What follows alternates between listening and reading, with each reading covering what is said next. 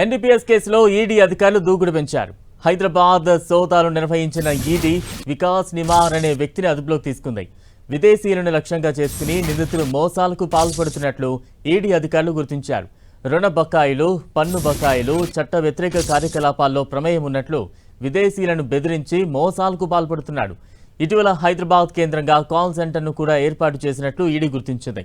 సైబరాబాద్ పోలీసులు, Delhi CID team నమోదు చేసిన ఎఫ్ఐఆర్ ఆధారంగా మనీ లాండరింగ్ కేసు నమోదు చేసిన ఈడీ ఆ దిశగా దర్యాప్తు చేస్తుంది. నిందితుల్ని అదుపులోకి తీసుకుని మరిన్ని విషయాలు రాబట్టనుంది. హైదరాబాద్ కేంద్రంగా నకిలీ కాల్ సెంటర్ ఏర్పాటు చేసి మనీ లాండరింగ్ విధంగా పాల్పడుతున్నారు. ఈ కోణంలో ఈడీ కూడా విచారణ చేపడుతోంది. ఎన్డీపీఎస్ కేసులో ఈడీ అధికారులు అయితే దూకుడు పెంచారు. హైదరాబాద్లో సోదాలు నిర్వహించిన ఈడీ అధికారులు వికాస్ నిమార్ అనే వ్యక్తిని అదుపులోకి తీసుకున్నారు. విదేశీయులను లక్ష్యంగా చేసుకుని ఈ నిందితులు మోసాలకు పాల్పడుతున్నట్లుగా ఈడీ అధికారులు గుర్తించారు.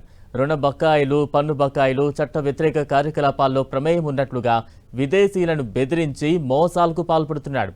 ఇటీవల హైదరాబాద్ కేంద్రంగా కాల్ సెంటర్ను కూడా ఏర్పాటు చేసినట్లుగా ఈడీ గుర్తించింది. సైబరాబాద్ పోలీసులు, ఢిల్లీ సిఐడి టీం నమోదు చేసిన ఎఫ్ఐఆర్ ఆధారంగా మనీ లాండరింగ్ కేసు నమోదు చేసిన ఈడీ ఆ దిశగా దర్యాప్తు చేస్తోంది. నిందితున్నైతే అదుపులోకి తీసుకుని మరిన్ని విషయాలు రాబడుతోంది.